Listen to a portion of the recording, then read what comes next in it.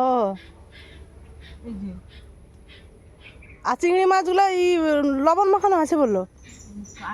বললো নুন মাখা আছে, এটাও কি কাটিয়ে নুন মাখিয়ে ও, কি করছে ভাই আর ছোট বেটু আমার যা সব বাড়ি এসছে।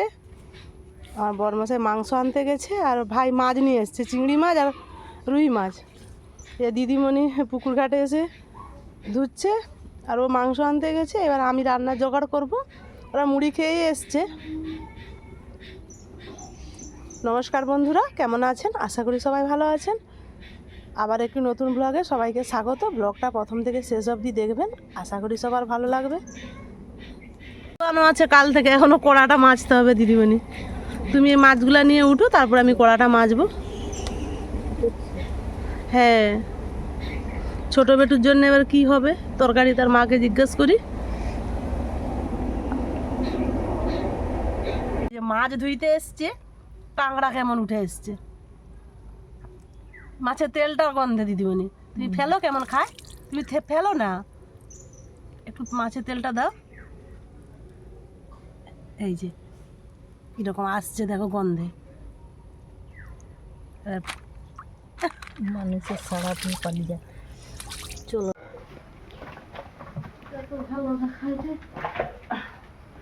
এগুলো সব ফ্রিজ অফ করতে হবে দিদিমণি।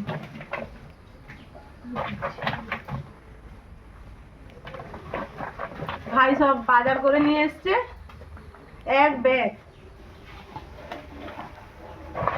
কদিন ধরে খাবো কে জানে।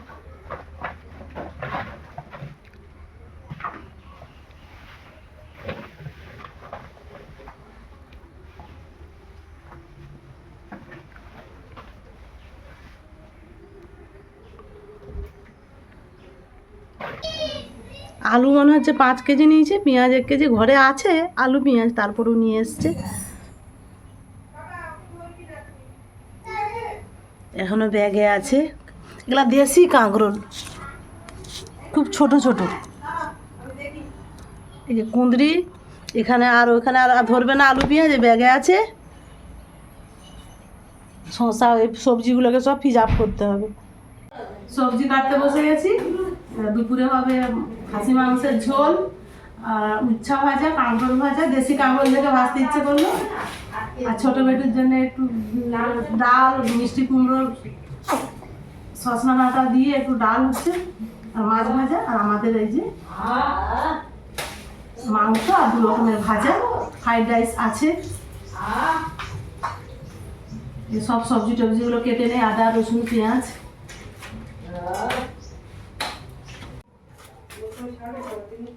উচ্ছা ভাজা। আমার সব থেকে কাঁকরোলগুলো বেশি ভালো লাগছে। ছোটোবেলা আমার পিসির পেশা এরকম লাগাতো, দেশি কাঁকরোল হতো। অনেক দিন পরে এরকম দেশি কাঁকরোল পেলাম।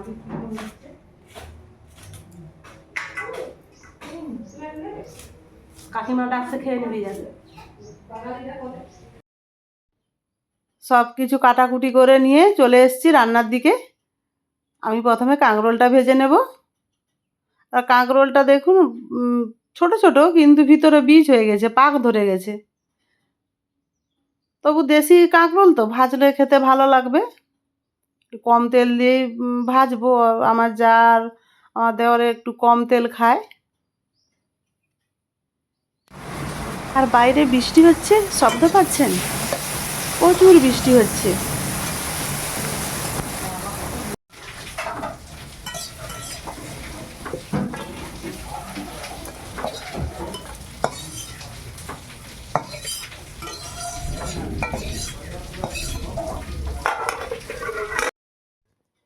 কাঁকরোলটা ভাজা হয়ে গেছে, এবার উচ্ছেটা ভেজে নেব। আগে থেকে আমি লবণ মাখিয়ে রেখেছি, একটু হলুদ দিয়ে জল দিয়ে একটু সেদ্ধ করে নেব।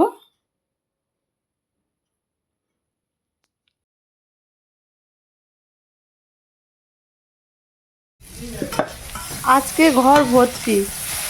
আমার যা দেওয়ার, আমার ছোট ছেলে বাড়ি এসছে, আমার ছেলে বাড়ি আছে। ঘর এবার গম গম করছে। আমার উচ্ছেটাও ভাজা হয়ে গেছে। উচ্ছেটা ভাজা হয়ে গেলে একটু মাছ ভাজবো। ওরা একটু মাছ ভাজা খাবে ভাতের সঙ্গে, যেহেতু মাংস আছে।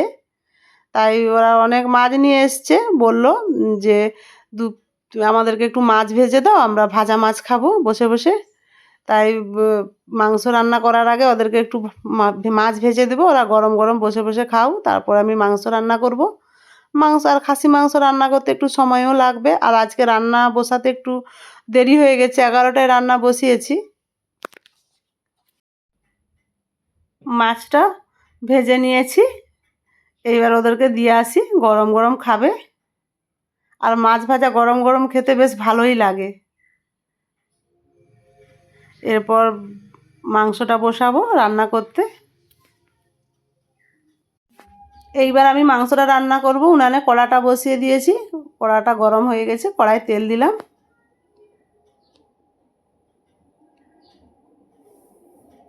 তেলটা গরম হয়ে গেছে, এবার আমি আলু সিদ্ধ করে রেখেছিলাম আগে থেকে, আলুগুলো ভেজে নেব।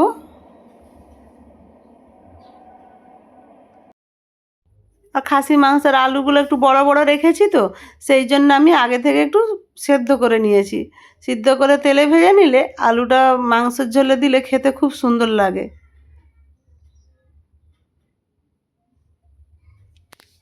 আমার আলুটা ভাজা হয়ে গেছে, আমি এবার তুলে নেই।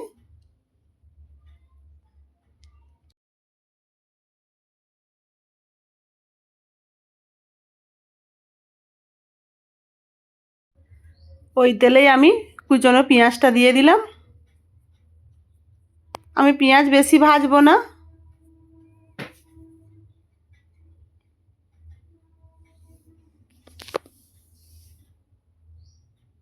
একটু লবণ দিলাম।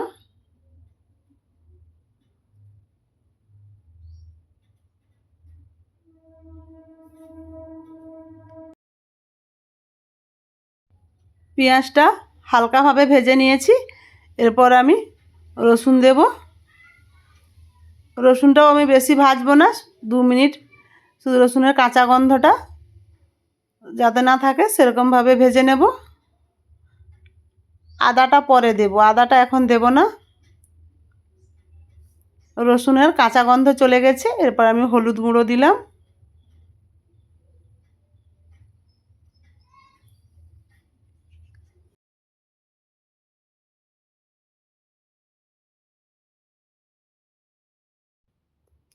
হলুদটা দিয়ে ভালো করে একটু ভেজে নিয়েছি, এরপর দিলাম ঝাল লঙ্কার গুঁড়ো। ঝাল লঙ্কার গুঁড়ো বেশি দিলাম না, কম করেই দিলাম। এরপর দিলাম কাশ্মীরি রেড চিলি কালারের জন্য। সব কিছু দিয়ে একটু ভালো করে ভেজে নেই। এরপর আমি দিলাম আদা। আদা দিয়ে আমি 2 মিনিট ভালো করে ভেজে নেই।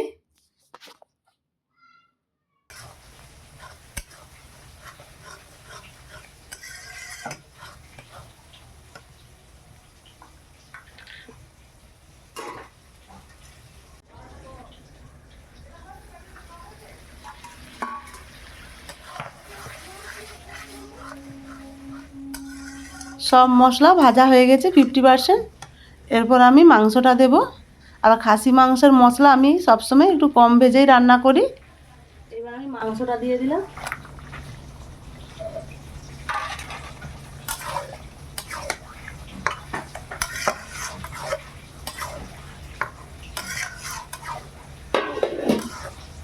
মাংসটা দারুণ দিয়েছে আজকে কালুদা।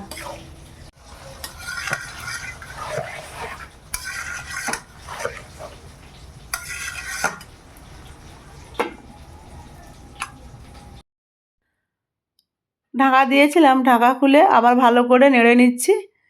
এর থেকে জল উঠবে, আর এই জলটা মরে গেলে আমি এবারে গরম জল দিয়ে দিয়ে সিদ্ধ করবো। আর এটা একটু বড় খাসি আছে, একটু সিদ্ধ হতে সময়ও লাগবে।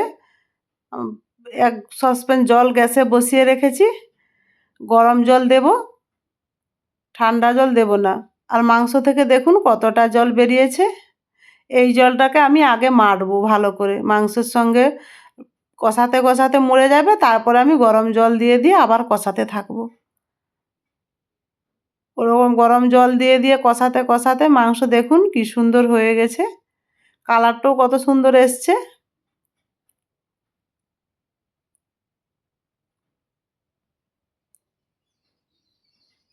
আর খাসি মাংসের একটু পাতলা ঝোল খাবে বললো আমার যা, বলে দিদি ভাই একটু খাসি মাংসের ঝোল করো, খেতে ভালো লাগবে।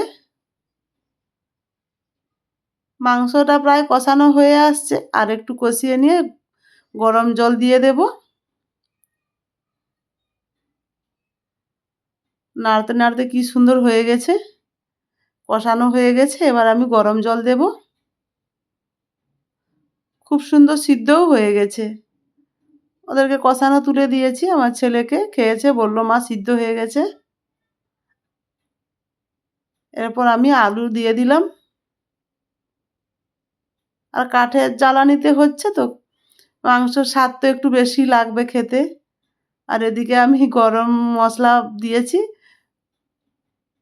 দেখাতে ভুলে গেছি। দিয়ে আমি একটুক্ষণ ঢাকা দিয়ে রাখবো, দিয়ে নামিয়ে নেব। 1:30 বেজে গেছে, অনেকটাই বেলা হয়ে গেছে, সবাইকে খিদা লেগে গেছে। এবার আমি মাংসটা নামিয়ে নেই। ছেলেকে আমি খেতে দিয়েছি, তার জোর খিদে লেগে গেছে। আমরা এবার ছোট বেটুরও খাওয়া হয়ে গেছে, আমরা শুধু 3 জন বাকি আছি। আমার ছেলে তো খাওয়া হয়ে গেছে, এবার আমি, আমার জা আর আমার দেওর 3 জনে বসবো। 3 জনের জন্যই যে বেড়ে নিচ্ছি। আমার ছেলে খেয়ে বলল দারুণ হয়েছে রান্না, মাংসটা সিদ্ধ খুব সুন্দর হয়েছে। আর কাঠের জ্বালানিতে একটু সময় ধরে রান্না করেছি তো, তাই রান্নাটাও সুন্দর হয়েছে বলল খেয়ে। আমরাও তো খেতে বসবো সবাই, আপনারাও দুপুরের খাবার খেয়ে নিন। আর ভিডিওটি কেমন হলো অবশ্যই কমেন্টে জানাবেন। ভালো লাগলে লাইক কমেন্ট শেয়ার করবেন। আজকের মতো আসছি বন্ধুরা, সবাই ভালো থাকুন, সুস্থ থাকুন।